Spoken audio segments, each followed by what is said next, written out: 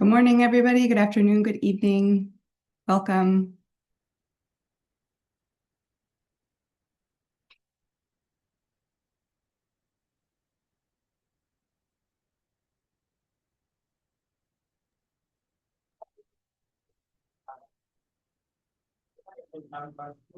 Halo, salam.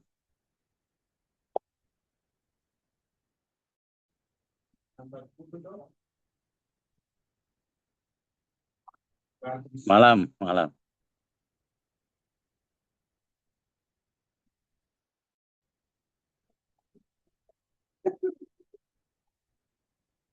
Hello, good morning. Good night for Good tonight. evening. Thank All right. Malam. Welcome, everyone. Before we get started, just a few housekeeping items. This webinar will be offered in English and Bahasa Indonesia. If you're joining on a computer, you should see an icon that looks like a globe at the bottom of your screen. You can click on that icon and select your preferred language.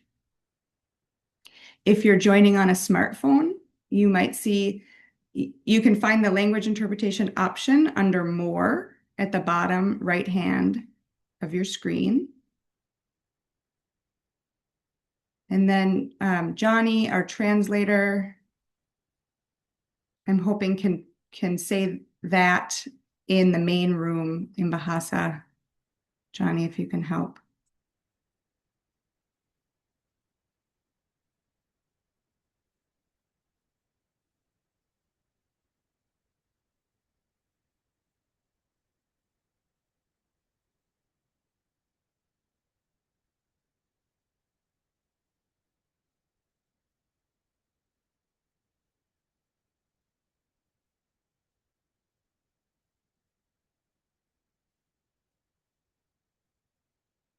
Great. Thank you, Johnny. I'll give you a minute to get back. Thank you to everyone for joining Earthworks and the Gecko Project for today's webinar, How a Nickel Giant Buried Evidence of Toxic Fish. I'm Ellen Moore, the Mining Program Director at Earthworks, a nonprofit organization that works to protect communities and the environment from the adverse impacts of oil, gas, and mining while promoting sustainable solutions.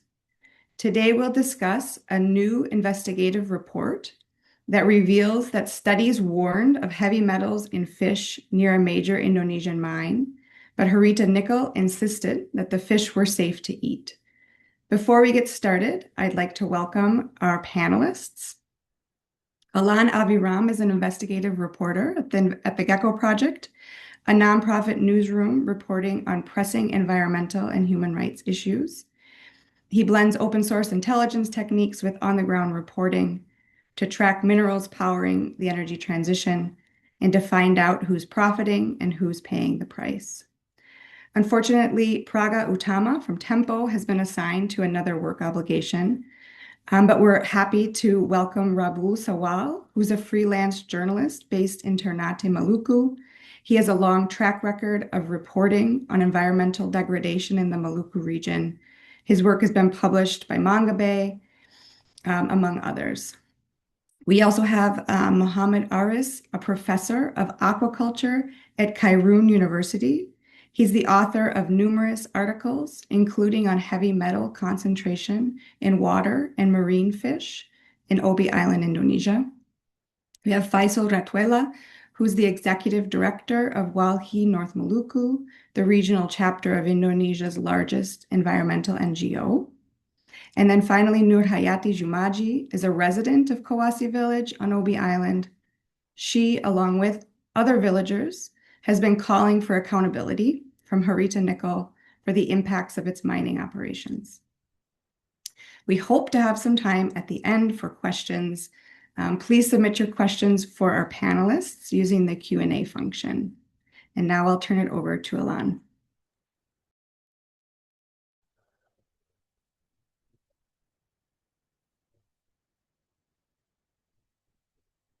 Hi everyone. Thanks to Earthworks for hosting this webinar. It's a real pleasure to be joining. As Ellen said at the top of the call, I'm with the Gecko Project. We're an investigative journalism organization looking at environmental harm, corruption, and human rights, and looking at where local damage connects to international supply chains and finance.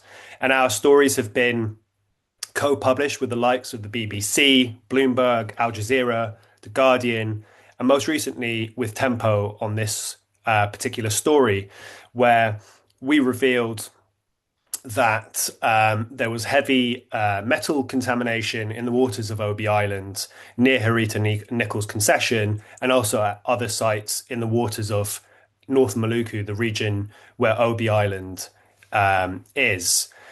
But for this talk, I wanted to focus instead less on the findings, less on kind of going through the details of exactly what we found, and more about the systems around them and what takeaways, I guess, as a reporter, I have reflected on working on this story, and that might be of interest to people working in the research space, in NGOs, enforcement, government agencies, or like certification bodies, for example.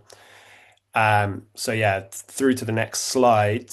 So to start off, the backdrop to this is, I think many know on this call, is that Indonesia is the world's dominant nickel producer, and that dominance has come with a rapid transformation of parts of the country, most notably in Sulawesi, in Halmahera, where large parts of those island chains have been industrialized, and strip mining occurs, and smelting and refinery operations have sprung up around the country as the government made sure that the economy downstream, that the industry downstreamed its nickel sector.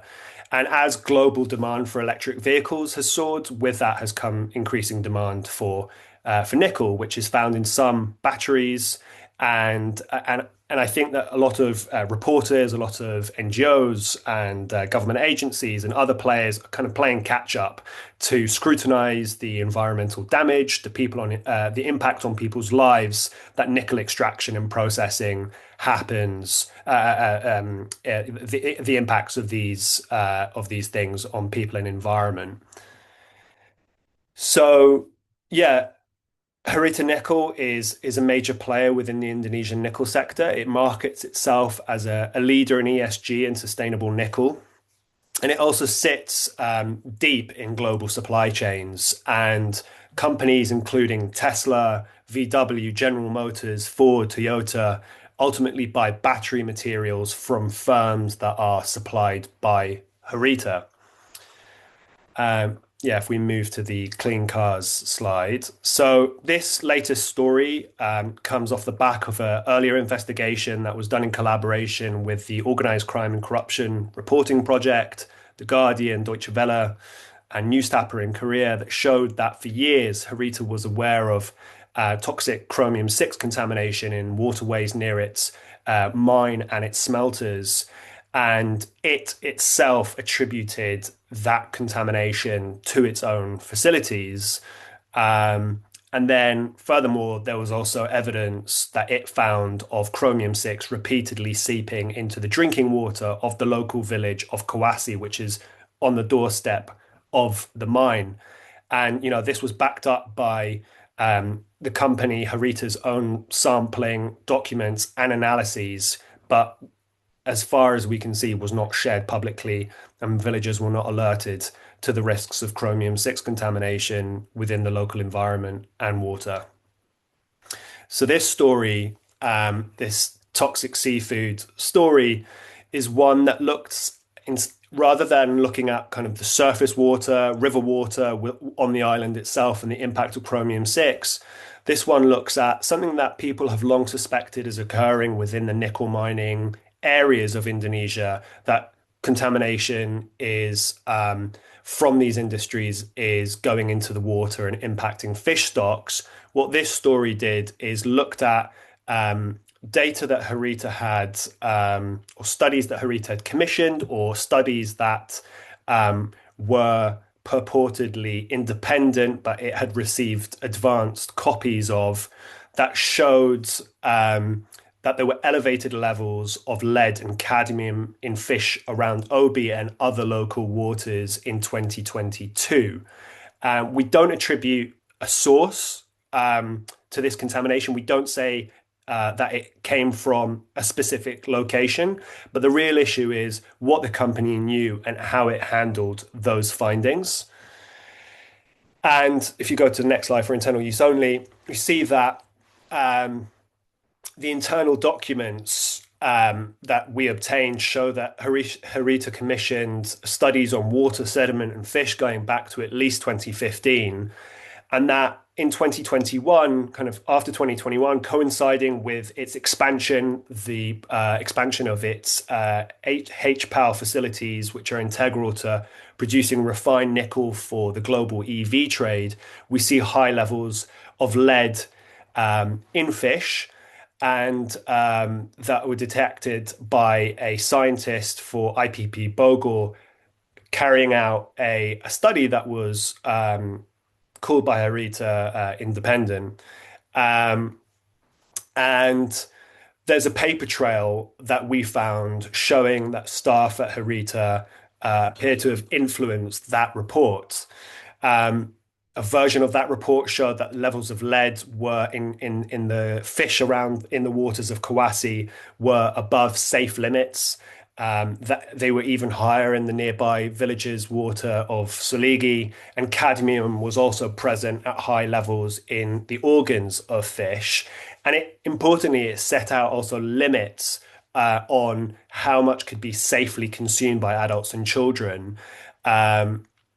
But a Harita marine environmental manager emailed two colleagues to suggest that that these findings should be kept for internal use only, and the sections detailing how much fish was safe to eat given these levels were deleted, along with water quality data, which showed that the quality of the pollutants in the water exceeded quality standards. And these track changes, we could see them on the document itself, were labeled under an account called Harita as well. Eventually, and then the study's author attributed the pollution to potentially to gold mining in the island's north, but also to potentially to nickel mining activities as well. But gold mining in the island's north, artisanal gold mining, has happened since the mid-90s, and there was no explanation as to why there had been an increase in lead levels on the western coast of Obi Island in this period. Why weren't they present, as far as we can tell, in years before, but they are now, given that this industry has existed for some decades. So the obvious question is, what has changed? And as I said, this report was focused on the burying of that information, the cover up of that, the apparent cover up of that information, and we see that in March 23, a shortened version of that study that found unsafe levels of lead and cadmium in fish was published. And the evidence of lead and cadmium and elevated levels of heavy metals were removed or weren't there in the report. And it ended with a conclusion that fish were in fact safe for consumption.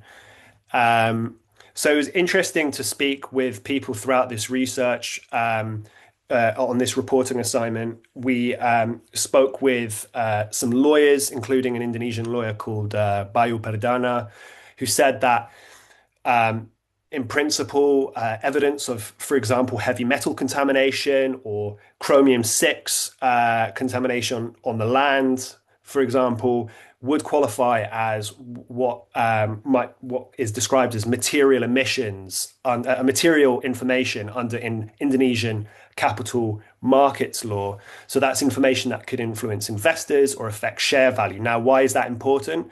Well, Harita launched on the Indonesian Stock Exchange in 2023 as well. And there are questions off the back of this reporting as to, whether all information was disclosed, all the necessary information was disclosed to investors, underwriters, regulators as it prepared to launch and afterwards. Harita has been adamant that it in its response to this investigation, it said that fish was safe to eat. You can move to the what did Harita say slide, and it said that the research had been conducted independently. This 22 study, which is kind of the focus of our reporting. And it also said that all necessary disclosures had been made in advance of its IPO to all of the relevant parties. So in terms of red flags, this is kind of taking a step back from this one particular story. I guess as an investigative reporter working on critical minerals, my key takeaways from this is that these issues, they transcend, they're not just about Harita or even just nickel. It's about environmental pollution, be it wastewater or air emissions or other things, and how they're monitored, how they're interpreted, and by whom in the race for critical minerals within Indonesia and beyond. And I think there are clear watch points. There are key vulnerabilities or areas that I think deserve more scrutiny.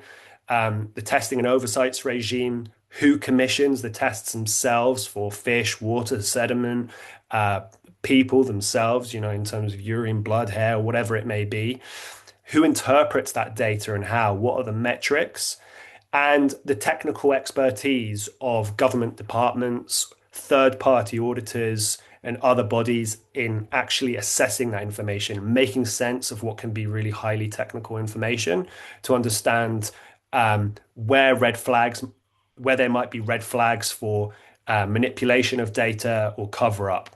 So those are my kind of thoughts off the back of this investigation. As I said, they transcend Harita, they transcend nickel.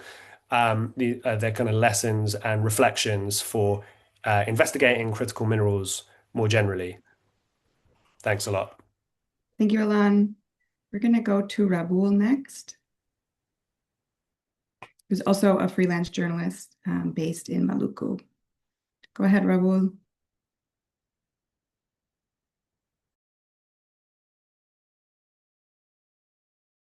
Halo, Yes, we can hear you. oke.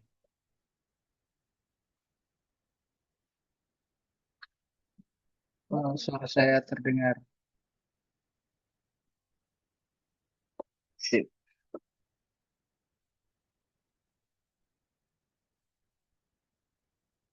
Suara saya terdengar ya.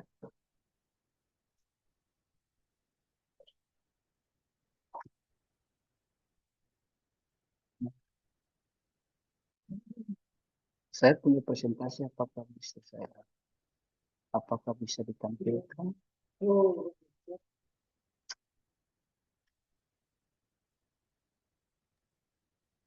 You should be able to share, yes. Sebentar ya.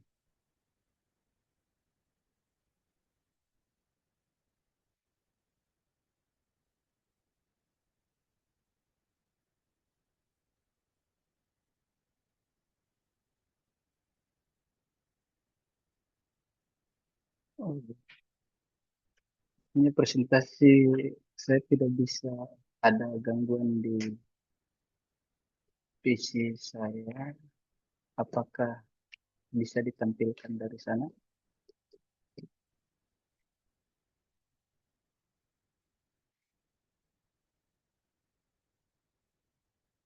Sebentar. Iya, sebentar.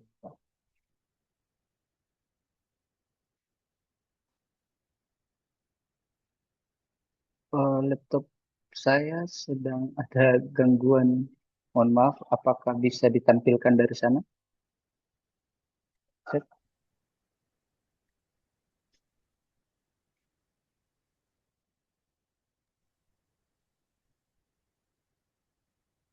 Sure, Rabul, if you send it to us, we can try to share it. or time is a little Oke. tight, so I would suggest you start and we'll see if if you can send us your slides, we'll see if we can get them up.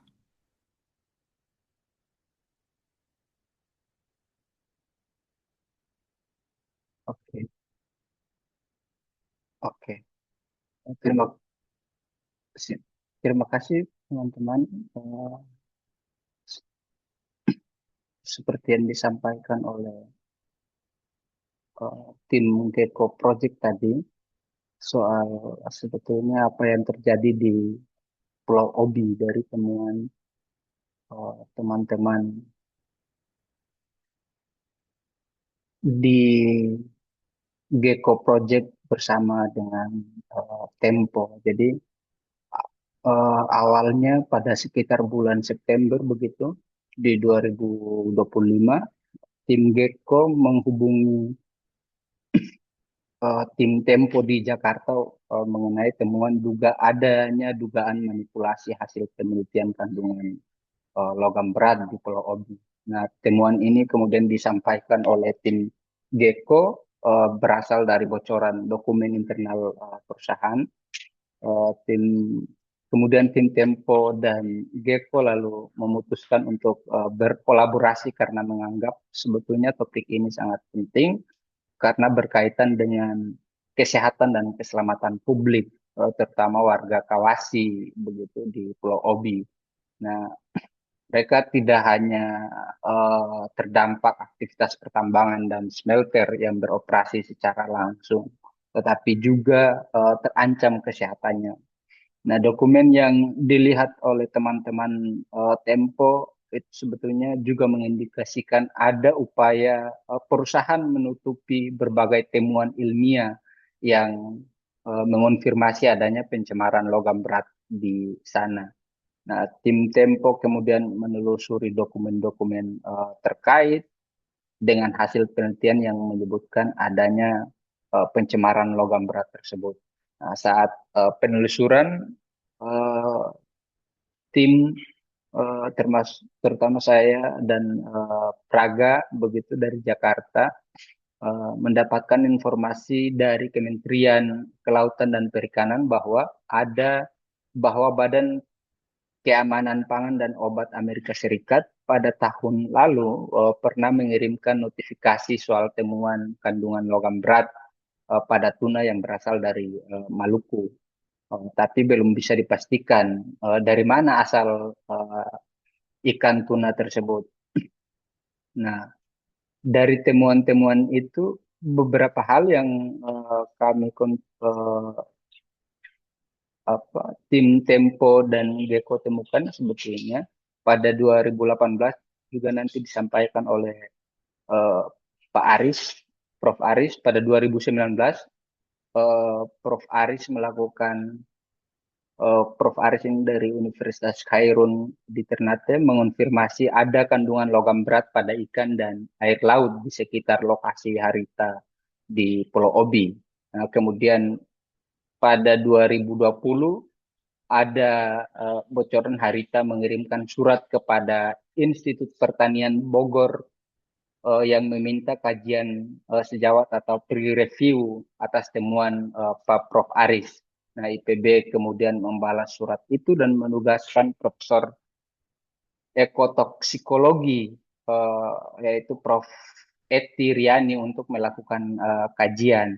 Nah, yang ditemukan salah satunya terdapat salinan email yang menunjukkan perusahaan menerbangkan Ibu Eti ke Ternate dan Obi sebanyak 3 kali sepanjang 2019 dan di sana Eti juga melakukan penelitian yang hasilnya justru mengonfirmasi adanya temuan logam berat di perairan dan ikan-ikan karang di Pulau Obi. Nah, kepada Tempo, Harita meminta IPB melakukan penelitian. Mereka justru mengklaim kalau penelitian itu ditugaskan oleh Kementerian Koordinator Bidang Maritim. Nah, pihak kementerian bilang kalau mereka sekedar mengkoordinasikan kunjungan pejabat pemerintah untuk mengkonfirmasi soal dugaan pencemaran di Pulau Obi.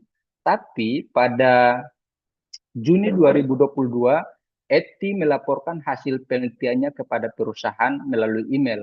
Nah, selain temuan soal logam berat pada air dan ikan di sekitar Pulau Obi, Eti di laporannya menyebutkan ikan dari Kawasi tercatat memiliki kadar timbal lebih dari 1,5 kali lipat batas BOPM. Nah, adapun kadar timbal dalam ikan karang dari Soligi di Obi Selatan di Kabupaten Halmahera Selatan lebih tinggi hampir 3 kali lipat. Nah, timbal juga berulang kali ditemukan dalam kadar lebih tinggi pada organ ikan. Nah, selain itu kadar kadmium di atas batas BOPM terdeteksi pada organ ikan dari perairan Kawasi.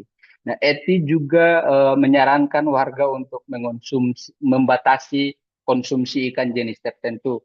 Nah, sebulan kemudian ada komunikasi internal, salah satunya dari manajer lingkungan laut Harita, yang menyarankan hasil penelitian Eti hanya digunakan secara internal.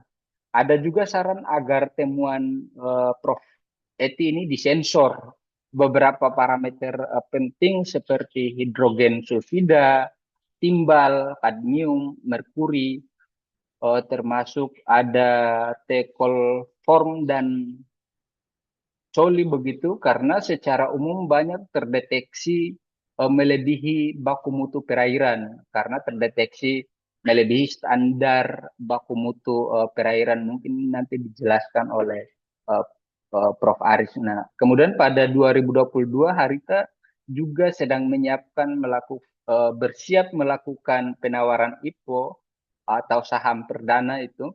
Nah, salinan komunikasi staf perusahaan dengan sebuah bank penjamin pencatatan saham perusahaan pada sekitar 11 November 2022 disebutkan bahwa perusahaan masih menunggu hasil penelitian lingkungan oleh Eti Riani, padahal Eti sudah melaporkannya pada Juli 2022. Nah, di email yang ditemukan, staf tersebut menyebutkan bahwa hasil penelitian Prof. Aris dinyatakan keliru dari sudut pandang metodologi. Nah, saat dikonfirmasi, Eti membantah penelitiannya dibiayai oleh perusahaan. Tapi ketika diwawancarai oleh tim Tempo di Jakarta, ia membenarkan ada temuan logam, meski menurut Prof. Eti masih dalam batas aman. Nah, berbagai penelitian lain seperti yang dilakukan oleh Prof. Aris dan Walhi pada 2020. Oh, sip. Nah, oke. Berbagai penelitian lain, misalnya seperti yang dilakukan oleh Prof. Aris dan Walhi pada 2023, dan temuan sebelumnya oleh tim Universitas Samratulangi di Manado. Itu juga melaporkan ada pencemaran logam berat pada ikan dan pada air laut dan ikan di sekitar Pulau Obi. Nah, temuan-temuan itu dari temuan-temuan itu tim Tempo meminta saya untuk mengonfirmasi kepada warga apakah mereka mendapatkan atau mengalami langsung kejadian-kejadian yang disampaikan atau temuan-temuan apakah benar ketika di lapangan. Ternyata dari temuan kami menemukan bahwa memang beberapa warga, terutama warga Kawasi, itu tidak lagi memancing di perairan, terutama di perairan Kawasi di sekitar kawasan industri. Nah, karena ada beberapa yang ditemukan warga, misalnya di sepanjang pesisir pantai di Kawasi itu sudah terdapat lumpur, termasuk sampah-sampah dari industri, dan menurut warga dan kami menyaksikan sendiri, laut di depan pemukiman juga sangat kotor. Dugaannya adalah banyak dari kotoran-kotoran itu sebetulnya juga disebabkan dari aktivitas tambang nikel di belakang pemukiman. Dan beberapa warga, misalnya ada seorang warga yang sudah aktif menjaring ikan sejak tahun 90-an, itu mesti berhenti menjaring ikan karena menurut dia sudah tidak ada ikan lagi yang bisa ditemukan di sepanjang pesisir eh, perairan Desa Kawasi. Nah, padahal menurut dia Kawasi sebelum ada aktivitas pertambangan, ikan di pesisir pantai itu justru sangat melimpah dan itu terjadi sebaliknya, mereka tidak lagi bisa mengonsumsi ikan yang segar. Nah, warga Kawasi juga memberikan keterangan bahwa di depan pemukiman sebetulnya banyak sekali ditemukan ikan, misalnya ikan kembung, ikan benalang, biji nangka, hingga bebara. Nah, hasilnya dulu bisa dibagi-bagi kepada warga, bahkan tidak perlu dijual. Sekarang nelayan-nelayan di Kawasi justru membeli ikan dari luar, pasokan ikan justru didapatkan dari luar atau nelayan di tetangga kampungnya, dan itu membuat. I'm so sorry to interrupt you. We have to move to the next speaker to hear from Professor Aris. If you want to finish your last thought and we'll move on. I'm so sorry. Oke, terima kasih. Mungkin barangkali nanti dilanjutkan. Saya kembalikan ke Ellen.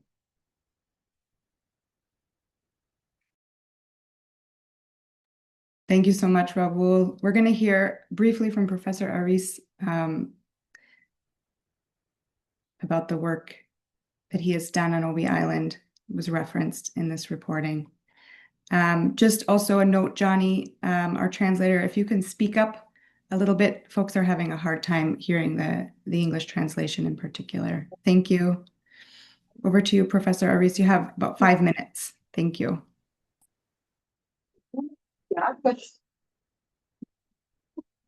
Baik, terima kasih. Selamat malam. Assalamualaikum warahmatullahi wabarakatuh. Jadi pada kesempatan yang berbahagia ini saya ucapkan terima kasih kepada seluruh teman-teman yang hadir pada malam hari ini. Ada beberapa hal yang menjadi perhatian kita terkait dengan operasional tambang nikel yang ada di Kepulauan Obi.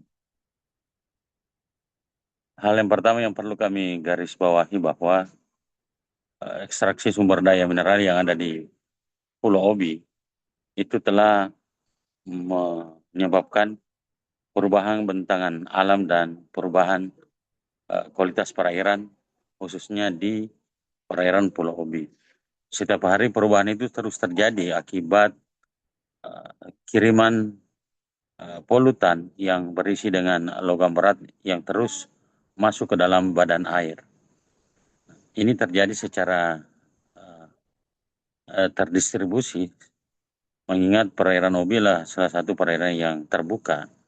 Mungkin beda di beberapa wilayah yang masif terjadi penambangan nikel yang berada di daerah Teluk.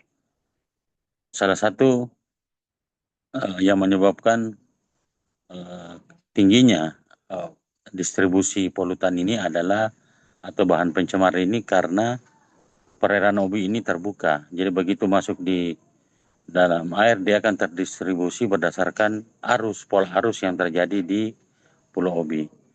Berdasarkan hasil riset kami yang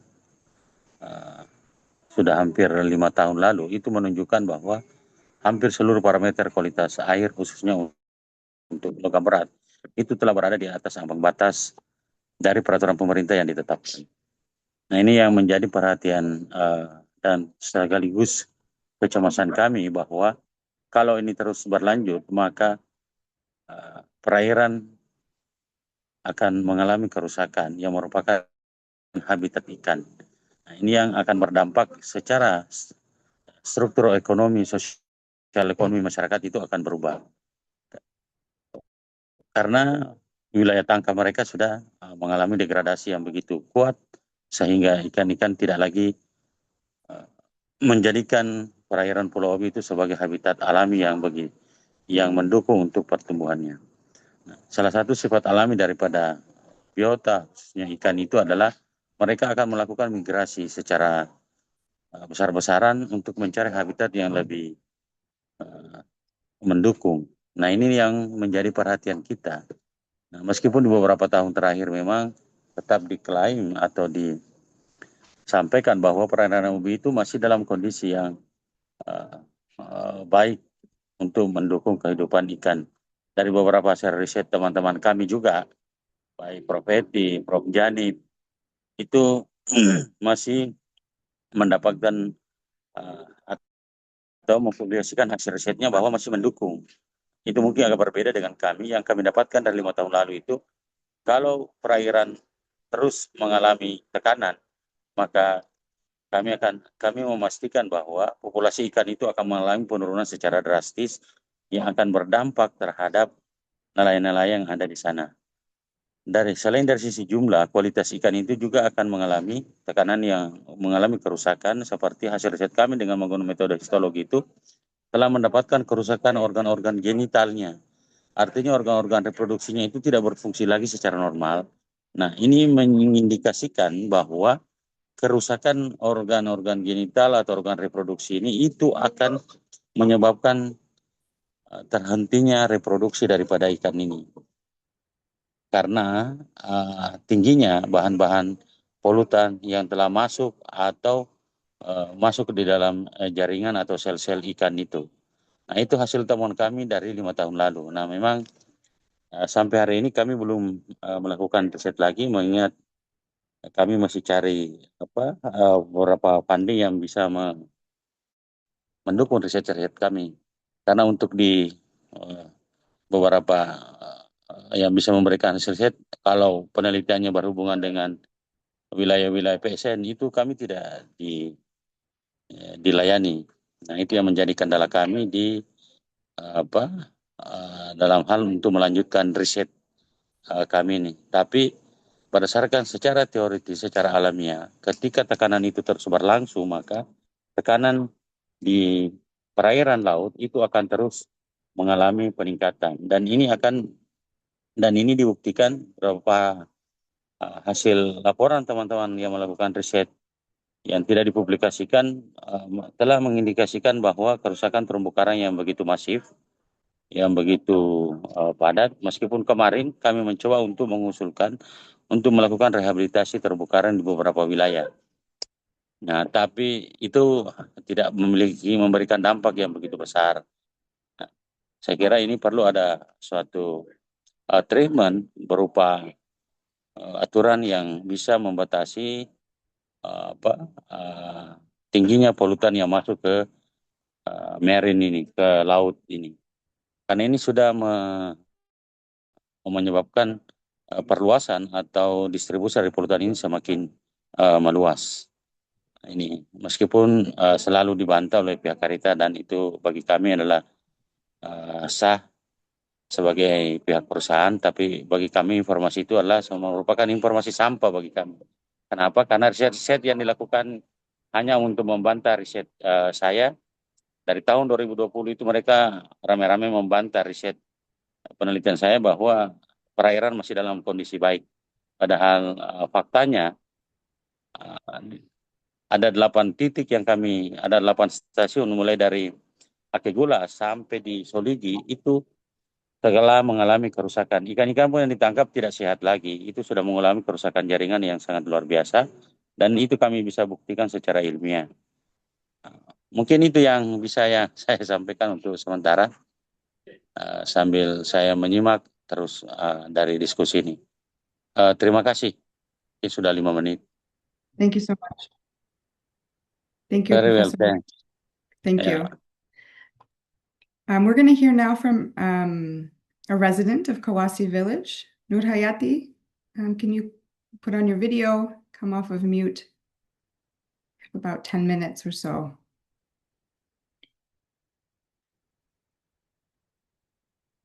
To share your experience. Go ahead. Ya, baik, terima kasih sudah memberikan saya waktu sebanyak 10 menit. Iya, terkait perairan yang ada di Kawasi ya, artinya laut dalam hal ini kondisi laut yang ada di Kawasi. Yang kami lihat sekarang, yang saya sendiri lihat, kondisi laut itu sudah tidak seperti dulu. Kenapa saya katakan seperti itu? Karena dulu apa yang dikatakan saudara kita tadi, bahwa pada saat musim tertentu Kawasi itu dengan sendirinya ikan akan melimpah. Artinya dia akan terdampar di tepian pantai dengan sendirinya tanpa harus dibunuh pakai pancing atau misalnya harus dibom. Karena itu memang realita terjadi. Tapi sekarang kondisi laut dengan adanya Harita Group, air kita sudah tercemar, di mana lahan-lahan dibuka terus karena sudah tidak ada pepohonan yang mengatasi air-air ini. Airnya lumpur-lumpur yang tadi bekas digaruk oleh Eksa itu langsung mengalir di air Toduko, dan itu karena air Toduko ini sangat dekat, tidak terlalu jauh di hilirnya, itu dari ketika hujan lumpur-lumpur ini langsung ke laut, dan ikan-ikan sudah memang banyak yang sudah tidak bermain lagi di pesisir-pesisir pantai, dan itu dibuktikan dengan nelayan-nelayan kita yang ada di Kawasi yang dulunya tidak terlalu jauh mencari ikan, tapi sekarang harus membuang anggaran begitu banyak untuk mencari ikan keluar. Nah, untuk terkait ikan yang sudah terdampak, saya rasa begini, Harita tidak terlalu jujur kepada masyarakat dengan adanya peneliti-peneliti yang begitu banyak turun di Kawasi. Mereka malah mengeluarkan narasi bahwa ikan yang ada di perairan Kawasi atau di Laut Obi itu tidak tercemar. Sementara ini menyangkut dengan kesehatan kami. Bagaimana kami pikirkan ketika ikan-ikan ini sudah tercemar, bagaimana nasib kami, bagaimana kondisi kesehatan kami. Dan saya rasa bukan hanya Harita yang tidak bertanggung jawab, tapi ada instansi-instansi terkait seperti Dinas Lingkungan Hidup, terus ada pihak-pihak kesehatan tertentu yang seharusnya sudah tahu apa yang dilakukan Harita terkait dengan dampak-dampak, bahwa di dalam hal ini Harita menutupi apa yang seharusnya dikabarkan atau dipublikasikan kepada masyarakat. Nah, saya rasa mungkin langkah ini Harita ambil tidak memberitahukan kepada masyarakat bahwa air kita tercemar, ikan kita sudah tercemar dan tidak bisa dikonsumsi, dan harus ada alternatif lain. Alternatif artinya yang bisa menopang kami di saat ikan-ikan kami tercemar gitu. Dan Harita memang sengaja mungkin membunuh kami secara tidak langsung, karena itu dibuktikan mereka tidak pernah buat pengumuman bahwa keadaan air kita, keadaan laut kita dengan keadaan ikan-ikan kita ini sudah tercemar. Saya berharap sebenarnya kemarin kepada pihak Harita, mereka membuka diri untuk kita mengkaji lingkungan Kawasi ini secara transparan, tapi sampai saat ini saya tidak direspon.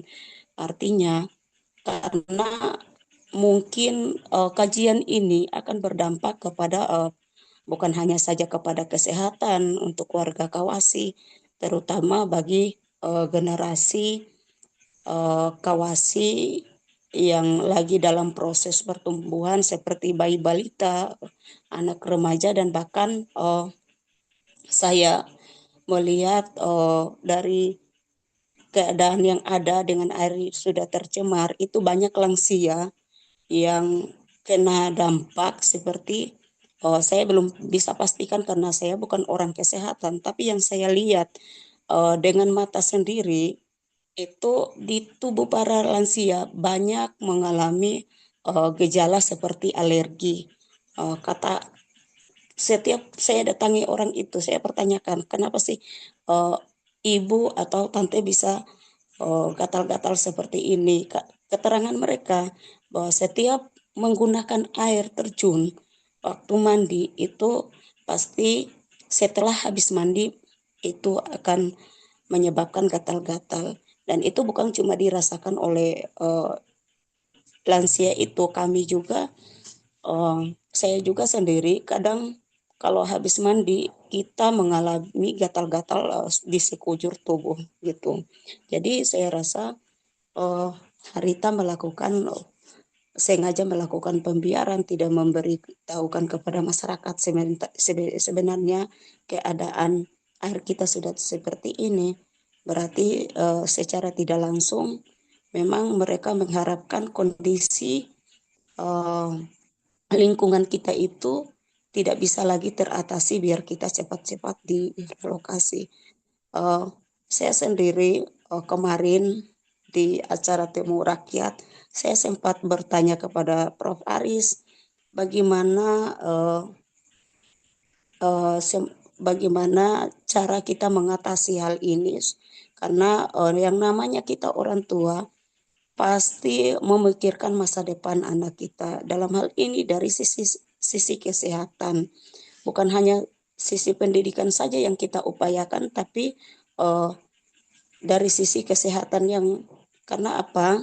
Saya pikir dari manusia ini kita akan tumbuh berkembang dari bayi, balita, sampai remaja dan bahkan kita dewasa. Nah, bagaimana langkah-langkah yang bisa diambil untuk generasi kita tidak terlalu mengonsumsi ikan yang sudah memang tercemar.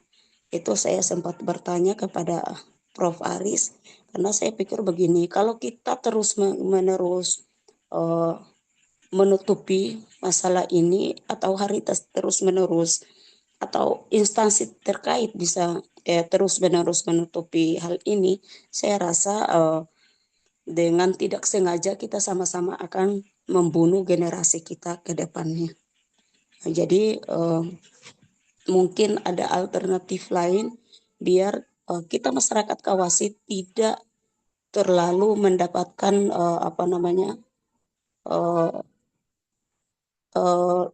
logam berat yang misalnya yang sudah terjadi misalnya sudah tercemar di tubuh orang-orang yang ada di Weda. Saya tidak mau di Kawasi itu akan terjadi seperti itu, apalagi untuk para generasi kita. Ya, saya sendiri karena rumah saya bertepatan di belakang Polinde, saya sering mempelajari, mengikuti dampak-dampak kesehatan yang ada, baik yang ada di bayi balita, terus kepada orang dewasa dan juga lansia. Memang lingkungan di Kawasi ini ya sudah sangat kotor, itu yang kita rasakan sendiri, karena itu terbukti setiap pada bulan tertentu, bahkan hampir dalam 1 tahun itu setiap bulan ada saja kematian kepada bayi balita, ibu keguguran, terus miskram itu mulai terjadi dengan begitu masifnya karena dampak-dampak mungkin dari air atau misalnya makanan yang kita konsumsi itu sering terjadi. Untuk bayi balita saja di kasus Kawasi kemarin itu 1 hari ada 3 balita yang meninggal. Nah, bagaimana kita mensikapi ini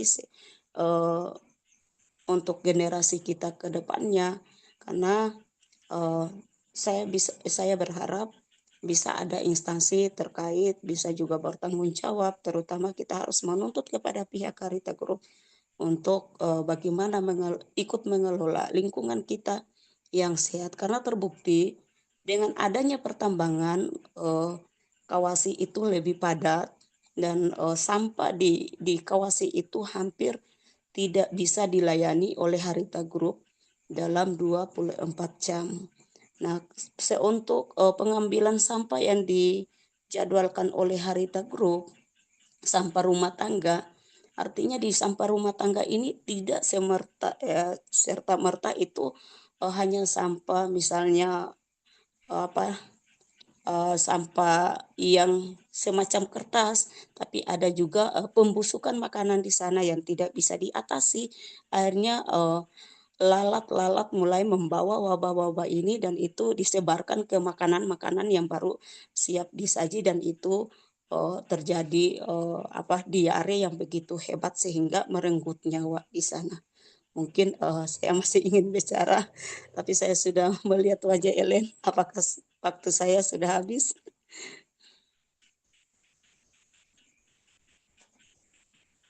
Noor, please finish your Ya, thought. Go ahead, and then we'll wrap up. baik. Terima kasih. Oh, Noor, finish what you were going to say, your last idea, and then we'll switch.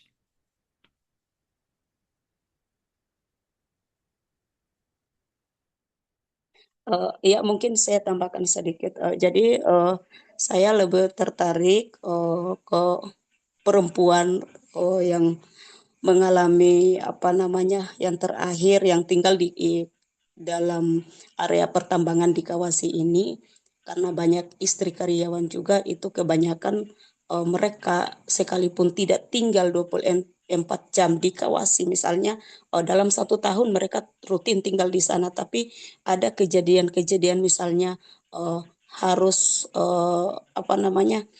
merasakan itu yang namanya mistrem atau keguguran, dan itu saya prihatin dan seharusnya ada laporan keluar dari Kawasi bahwa ada kejadian-kejadian seperti ini, dan saya sangat sayangkan di kejadian itu ditutupi oleh pihak kesehatan yang ada di OBI dan tidak ditembuskan ke Jakarta atau bisa ke luar negeri. Nah, itu saja. Mungkin itu saja.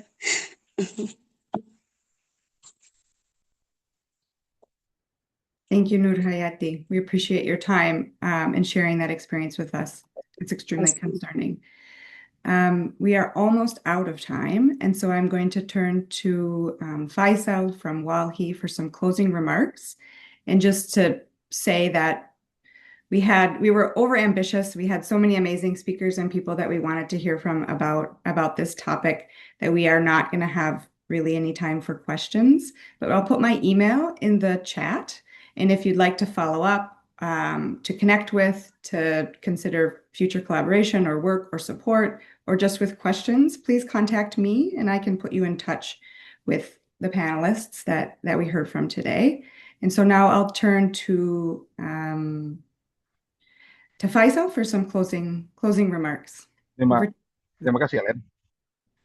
Ya, selamat malam, teman-teman.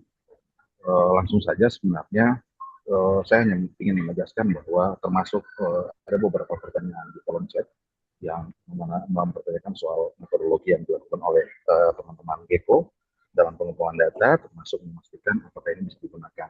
Itu memang penting disampaikan, dan terima kasih. Sebenarnya saya mau bilang bahwa sejauh ini Walhi Maluku Utara sudah 3 tahun melakukan proses di sana, bahkan di tahun 2023 kami sendiri yang melakukan riset untuk menguji sejauh mana apakah masih ada upaya yang dilakukan oleh pihak investasi dalam hal ini Harita Nikel untuk memperbaiki kualitas perairan dan lingkungan sekitar seperti apa yang mereka sampaikan di publik, dan kemudian menguji apakah apa yang dilakukan Prof. Aris di 2019 itu sudah terjadi perubahan. Karena itu, karena di 2019 Prof. Haris melakukan riset itu diminta oleh pihak investasi dalam hal ini.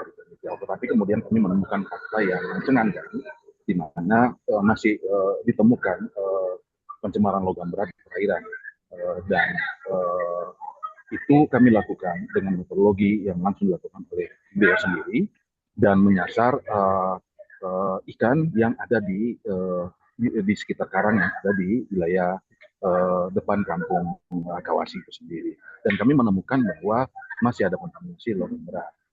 Nah, juga berbagai macam informasi yang kami dapat termasuk hasil riset dari beberapa universitas yang sebenarnya tidak terpublikasi secara utuh bahwa terjadi penurunan degradasi lingkungan di pesisir laut yang sangat tinggi.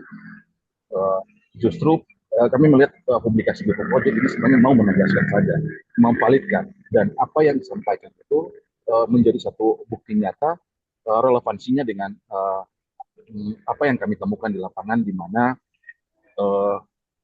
pihak investasi ini sengaja menyembunyikan fakta-fakta yang bisa kami sebut sebagai kejahatan ekosaid yang terjadi ke warga Desa Kawasi. Kami melihat bahwa upaya yang dilakukan hari ini secara sistematis itu mencoba menghilangkan proses tanggung jawab mereka atas pencemaran yang terjadi di Desa Kawasi, sehingga kemudian mereka memindahkan warga Kawasi dari kampung asalnya yang perairan sudah tercemar ke wilayah yang menurut kami juga salah penempatannya karena masih akan terdampak dari wilayah tersebut. Kami melihat adalah upaya yang tidak baik, upaya pembungkaman fakta dan kejadian yang dilakukan oleh pihak investasi. Dan saya kira ini satu langkah yang penting harus dilakukan, dan kami akan segera melakukan proses-proses upaya mengarah ke proses hukum untuk menggugat perusahaan ini akibat dari proses pembiaran fakta-fakta yang terjadi dan proses penyembunyian fakta-fakta yang terjadi. Itu yang bisa kami sampaikan, karena kami melihat bahwa sampai saat ini, karena Walhi Maluku Utara bolak-balik ke Kawasi dan bersama dengan Ibu Nur dan teman-teman warga ada di Kawasi, tidak menemukan upaya-upaya yang serius dilakukan oleh investasi Harita Nikel terhadap upaya perbaikan lingkungan. Sebut saja misalnya soal mereka membantah bahwa 2024 pasca Gecko Project melakukan publikasi pertama soal pencemaran kromium hexavalen, mereka menyampaikan bahwa ada upaya yang dilakukan dalam konteks perbaikan kualitas lingkungan. Tetapi 4 bulan setelah itu warga, ada Ibu Nur, melakukan kerja bakti dan mengambil sampel air dari sumber, salah satunya sumber mata air mereka yang mereka konsumsi. Itu kemudian kami uji lab di laboratorium yang terakreditasi. Kami menemukan bahwa masih tinggi kromium hexavalen di sumber air warga. Nah, ini yang kami mau bilang bahwa lagi-lagi investasi hari ini tidak, terutama Harita, mengabaikan hak masyarakat tempatan dan melakukan kejahatan ekosaid. Saya kira tidak yang harus didorong hari ini adalah upaya yang lebih serius. Saya sepakat ada pertanyaan di kolom chat bahwa ini memang penting, yang harus didorong adalah langkah upaya hukum untuk menghentikan kejahatan ekosaid yang dilakukan oleh investasi ini. Karena perdebatan yang saya kira tidak logis adalah ketika meletakkan masih berdebat di soal ambang baku mutu pencemaran. Padahal akumulasi paparan kimia logam berat ke tubuh manusia itu tidak terjadi dan secara langsung. Dia akan terjadi paling cepat 2 generasi setelah mereka yang terpapar. Artinya bisa jadi investasi ini akan keluar baru warga terpapar. Nah, ini yang kemudian Walhi Maluku Utara merasa penting untuk kemudian melakukan mendorong pertanggungjawaban negara atas kelalaian proses melakukan fungsi kontrol terhadap hadirnya investasi untuk segera melakukan penindakan hukum terhadap investasi terutama Harita Nikel. Saya kira itu yang mau saya sampaikan malam ini untuk mempertegas bahwa kami mau bilang apa yang disampaikan Gecko Project itu adalah sebuah fakta yang disembunyikan oleh Harita yang kemudian secara tidak langsung itu didapatkan oleh teman-teman. Kalau hari ini tidak terpublikasi, maka proses kejahatan ekosaid itu akan terjadi terus-menerus dilakukan di warga Kawasi. Saya kira itu yang mau saya sampaikan malam ini. Terima kasih, Ellen. Aku kembalikan ke dirimu dan teman-teman Geko. Terima kasih. Thank you so much, Faisal. You actually started to answer some of the questions that we had received about what might be some next steps, potential for legal action or other advocacy that can build on this important reporting, highlighting that often these types of investigative reports that come out nationally or internationally are really useful in helping to push forward efforts to improve the situation on the ground for communities and health. I learned that we are scheduled to go until for 10 more minutes. So I have maybe two questions. One is to go back to you, Alan, about the methodology that you used in your reporting and how you are validating the information that you base this reporting on. Can you speak to that?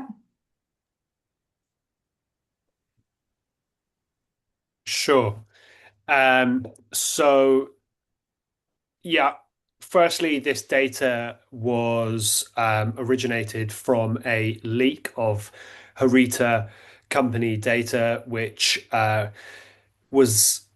appeared online and then was indexed by the Organized Crime and Corruption Reporting Project and then shared with reporters who stress test all of the files to make sure that to authenticate them, make sure that they were legitimate, hadn't been tampered with. And once we were confident with that was the case, then we analyzed the files, and anything that was reported went through like a really rigorous public interest test and went through lawyers as well. But I think when you're working with data of this kind, it's really important to consult with scientists, experts who spend their lives analyzing data of this kind. And I think, the job of a reporter is often to find these people and then to consult with them. And we didn't want to put our fingers on the scale, as it were. We were presenting information to independent scientists, toxicologists, and others to tell us what their assessment was of the data that we had available. So, yeah, that was the general approach. And yeah, there was a range of data, so water testing data, sediment, fish, etc. Thanks, Alan. And then maybe one last question from it could be Faisal or Nur Hayati or Professor Aris. It says recent reporting from Jatam indicate that Harita is expanding operations on Obi Island to South Obi. The question is about response from NGOs, if there's plans to carry out more research, and what is being done to try to prevent these violations from continuing or repeating as expansion happens.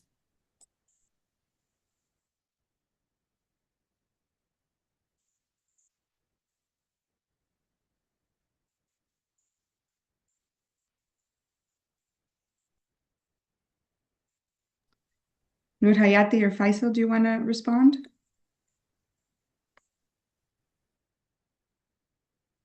Iya, baik, Len, terima kasih. Mungkin saya bertanya karena saya lihat di daftar ada 43 orang, saya tidak tahu yang hadir karena saya tidak lihat daftar nama, tapi di sini saya bertanya, bisakah ada NGO, CSO, atau misalnya ada lembaga independen lainnya yang bisa membantu Kawasi untuk kita melakukan riset bersama warga Kawasi sendiri, dan saya sendiri akan bersedia membantu supaya kita bisa buktikan ke hadapan Harita yang selama ini mereka tutupi itu soal pencemaran air, soal pencemaran laut, terus ada aktivitas pertambangan terus kami benar-benar kena dampaknya dengan udara yang sudah kotor, apakah kita bisa memiliki satu kekuatan itu dan kita bisa melakukan riset biar kita publikasikan ini lebih luas lagi. Mungkin dari saya seperti itu, Evan.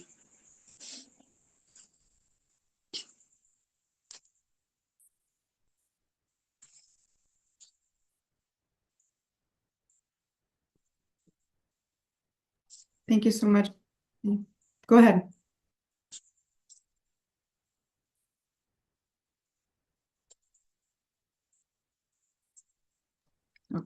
Okay.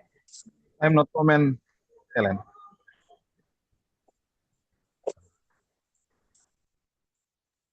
Faisal, did you want to come in on this? No, I am finished.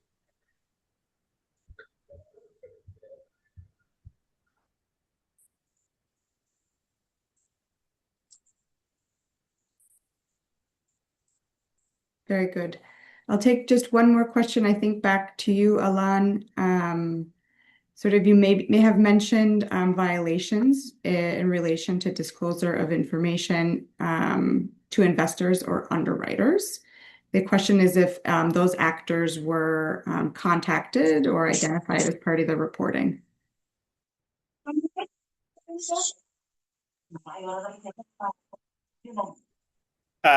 They were identified as part of our reporting. You know, it's in the public domain in terms of, you know, who the underwriters are and investors, institutional investors are in Harita.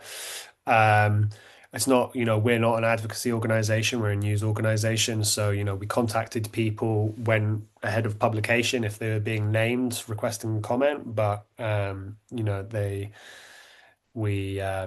you know, that's something that we've you know, we covered those we included those quotes from the lawyers in the article itself, but yeah, that's where things stand.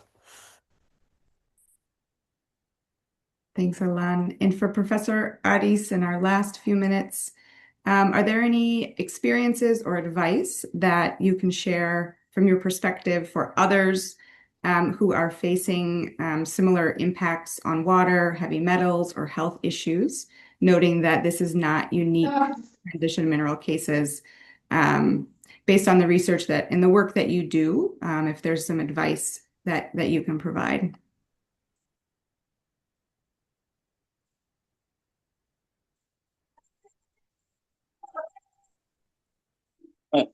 Baik, sebenarnya banyak pekerjaan yang harus kita lakukan untuk mengungkap lebih jauh praktek ekstraksi dampak yang ditimbulkan akibat ekstraksi ini. Nah, saya sendiri ini sudah hampir 5 tahun itu kita kehilangan data dalam menilai seberapa jauh yang ditimbulkan. Selama ini hanya pihak-pihak dari perusahaan atau Harita yang memainkan peran itu, sehingga hampir yang tadi disampaikan oleh warga itu memang itu betul karena informasinya tidak berimbang. Selama ini yang muncul itu adalah informasi yang muncul dari perusahaan atau yang telah ditugaskan oleh perusahaan. Seperti ini Prof. Janip yang kemarin merilis informasinya bahwa kondisi perairan itu masih aman dan ikan-ikannya masih aman untuk dikonsumsi. Nah, ini sangat paradoksal dengan apa yang kami dapatkan dari 5 tahun lalu. Namun dari sisi etika ilmiahnya, kami kewalahan juga untuk membantah itu karena kami tidak memiliki data yang update. Kenapa? Karena memang kami sekali lagi terkendala oleh dana riset yang kami susah untuk mendapatkan. Selama ini saya dengan teman-teman dari Walhi Maluku Utara itu kami agak susah, agak kelimpungan untuk membuat riset secara terpadu atau holistik sehingga informasi kami ini sangat parsial. Nah, kemarin kami dibantu, kami sampaikan 2 tahun terakhir itu Auriga membantu kami. Cuma dengan dana yang sangat terbatas itu kami tidak bisa mengungkap lebih jauh. Sampai supaya lebih jauh untuk mengungkap karena kondisinya sangat terbatas. Nah, itu yang kendala kami. Sehingga informasi ini dimainkan oleh pihak perusahaan seolah-olah itu sudah tidak terjadi apa-apa di perairan Kawasi dan sekitarnya atau lingkungan sekitar perairan itu tidak terungkap lagi secara ilmiah yang menurut kami itu yang independen. Kenapa? Karena riset-riset yang ada selama ini itu Harita, saya tidak lagi diberi kesempatan untuk melakukan riset setelah kejadian tahun 2019, 2020. Nah, itu yang kendala yang kami hadapi. Sehingga kekhawatiran kami ini perlu informasinya yang berimbang dengan informasi hasil riset yang bisa dipertanggungjawabkan, penelitian-penelitian yang dilakukan bukan yang didanai oleh Harita. Karena kalau di Harita ya itulah yang muncul sama waktu 2019 yang muncul di email itu suruh diturunkan nilainya lah apa. Nah, saya kira itu. Nah, melihat fakta yang ada itu kan semakin hari itu semakin tinggi dampak tekanan ke daerah perairan laut di Obi ini. Cuma itu kan belum terungkap secara faktual, secara berimbang dan secara jujur diungkap karena penelitiannya itu adalah penelitian yang dilakukan oleh pihak Harita sendiri. Nah, itu saya kira itu yang menjadi kendala utama dan itu yang perlu dipikirkan. Kita tidak bisa berbicara terlalu jauh karena kita tidak memiliki data yang empirik, data yang betul-betul muncul dari hasil riset yang dilakukan secara independen. Nah, saya kira itu sehingga kami kewalahan. Nah, dan informasinya memang dikuasai oleh pihak perusahaan sekarang. Nah, yang kami tunggu adalah mungkin kalau sudah terjadi kasus-kasus di masyarakat, maksudnya penyakit, ya saya kemarin menyampaikan bahwa kasus Minamata yang terjadi di Teluk Minamata itu akan mungkin terjadi di Maluku Utara. Itu baru semua akan kaget. Nah, saya kira itu karena saya kira kita perlu terus melakukan itu mendorong riset yang betul-betul riset yang independen. Nah, sementara itu kan tidak dilakukan. Saya kira itu yang saya perlu garis bawahi dan perlu tekankan. Kalau betul-betul mau mengungkap harus melakukan riset secara terpadu mulai dari lingkungan sampai ke manusianya. Saya kira itu yang saya sampaikan. Terima kasih. Thank you so much, Professor Aris. I think that's a very important final point to make, the importance of independent information verified by communities is so critical to uncovering these abuses and affecting change. We are at time. I appreciate so much all of our panelists for joining us today. It's late in Indonesia, and for everyone who has attended, we appreciate your time and wish you well. Thank you so much.